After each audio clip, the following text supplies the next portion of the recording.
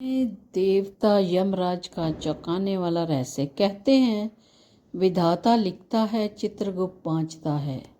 यमदूत पकड़कर लाते हैं और यमराज दंड देते हैं।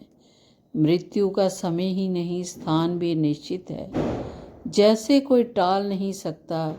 हिंदू धर्म में 3 देवताओं को दंड नायक माना गया है: यमराज, शनिदेव और भैरव। यमराज को दंड देने का अधिकार प्रदान है। वही आत्माओं को उनके कर्म के अनुसार नरक, स्वर्ग, मृत्यु लोक आदि लोकों में भेज देते हैं। उनमें से कुछ को पुनः धरती पर फेंक दिया जाता है। आओ जानते हैं मृत्यु के देवता यमराज के रहस्य को। मृत्यु के देवता और दक्षिण के दिक्पाल और मृत्यु के देवता को यम कहा जाता है। दक्षिण दिशाओं के कपाल ये हैं: इंद्र, अग्नि, यम, नैऋत्य, वरुण, वायु, कुबेर, अनंत आदि। यमराज का रूप कैसा है? यमराज का पुराणों में विचित्र विवरण मिलता है। पुराणों के अनुसार यमराज का रंग हरा है और वे लाल वस्त्र पहनते हैं। यमराज भैंसे की सवारी करते हैं और उनके हाथ में गदा होती है। यमराज के मुंशी चित्रगुप्त हैं, जिनके माध्यम से वे सभी प्राणियों के कर्मों और पाप पुण्यों का लेखा जोखा करते हैं। चित्रगुप्त की वही अग्रसंधानी प्रत्येक जीव के पाप पुण्य का हिसाब है। यम का अर्थ होता है नियंत्रण और संयम। मृत्यु के देवता यमराज को धर्मराज भी कहा जाता है।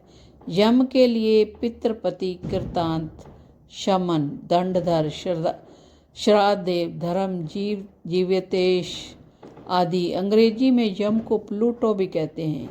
एक धर्मशास्त्र का नाम भी यम है। स्मृतियों के अनुसार 14 यम माने गए हैं: यम, धर्मराज, मृत्यु, वैवस्वत, काल, सर्वभूतक्षय, औदुंबर, अधम, नील, परमेष्ठी आदि। 14 नामों को उनके नाम से जाना जाता है। स्कंद पुराण में कार्तिक कृष्ण त्रयोदशी को दिए जलाकर यम को प्रसन्न किया जाता है। इनका संसार यमलोक के नाम से जाना जाता है। जब कोई मरता है तो वो किस मार्ग पर जाता है? तो पुराणों के अनुसार जब कोई मनुष्य मरता है तो या आत्मा शरीर को त्याग करती है तो इस दौरान उसे 3 प्रकार के मार्ग मिलते हैं।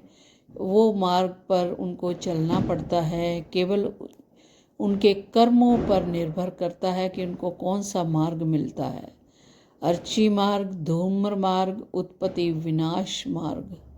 अर्ची मार्ग ब्रह्मलोक और देवलोक की यात्रा के लिए होता है, वहीं धूम्रलोक पितृलोक की यात्रा के लिए जाता है।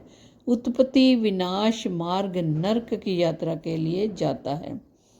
आयुर्वेद में कहा गया है कि जिन्होंने तप ध्यान किया है वे शरीर छोड़ने के पश्चात ब्रह्मलोक चले जाते हैं, अर्थात ब्रह्म लीन हो जाते हैं। कुछ सत्कर्म करने वाले ब्रह्मलोक चले जाते हैं और कुछ स्वर्ग को चले जाते हैं। स्वर्ग अर्थात वे देव बन जाते हैं। राक्षसी कर्म करने और कुछ प्रेत योनि में अंतकाल तक भटकते रहते हैं और कुछ पुनः धरती पर जन्म लेते हैं। जन्म लेने वालों में भी जरूरी नहीं है कि मनुष्य योनि में ही जन्म ले। इससे पूर्व वे सभी यमलोक में रहते हैं और उनका न्याय होता है। आत्मा 17 दिन तक यात्रा करने के पश्चात 18वें दिन यमपुरी पहुंचती है। यमपुरी या यमलोक का उल्लेख गरुड़ पुराण और कठोपनिषद ग्रंथ में मिलता है। मृत्यु के 12 दिनों के बाद मानव की आत्मा यमलोक का सफ़र प्रारंभ कर देती है।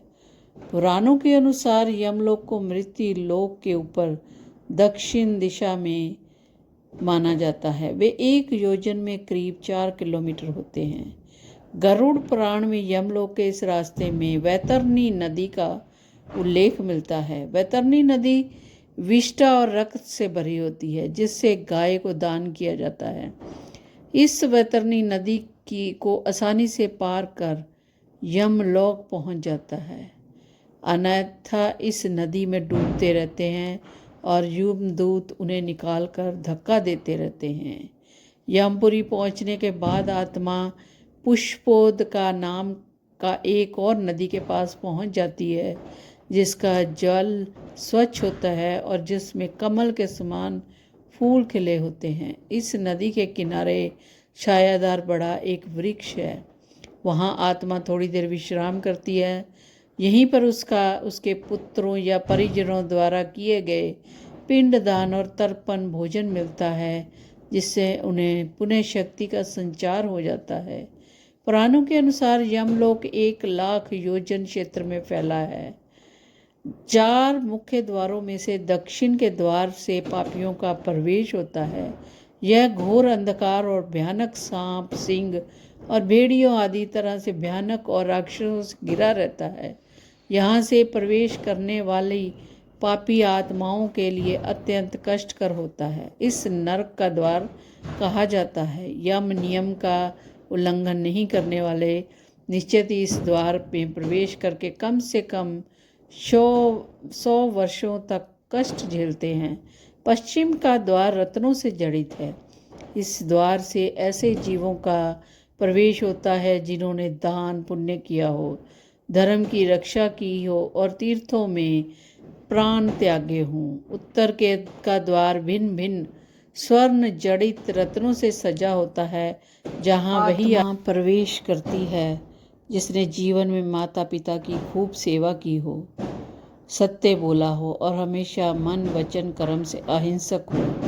पूर्व का द्वार हमेशा हीरे मोती, नीलम और पुखराज जैसे रत्नों से सजा होता है। इस द्वार से उस आत्मा का प्रवेश होता है जो योगी, ऋषिराज, सिद्ध और बुद्धि हो। इससे स्वर्ग का द्वार कहते हैं। इस द्वार में प्रवेश करते ही आत्मा का गंधर्व अप्सराएं स्वागत करती हैं। धर्मशास्त्रों के अनुसार पितरों का निवास उदर भाग में माना गया है। ये आत्माएं मृत्यु के बाद 1 से लेकर 100 वर्षों तक मृत्यु और पुनर्जन्म के मध्य की स्थिति में रहते हैं। पितृलोक के श्रेष्ठ पितरों की न्यायदात्री समिति का सदस्य माना जाता है। अन्न से शरीर तृप्त होता है। अग्नि को दान किए गए अन्न से सूक्ष्म शरीर और मन तृप्त होता है। इसी अग्निहोत्र से आकाश मंडल और समस्त पक्षी भी तृप्त होते हैं। पुराण अनुसार मुख्यतः पितरों को 2 श्रेणियों में रखा गया है, दिव्य पितर और मनुष्य पितर में।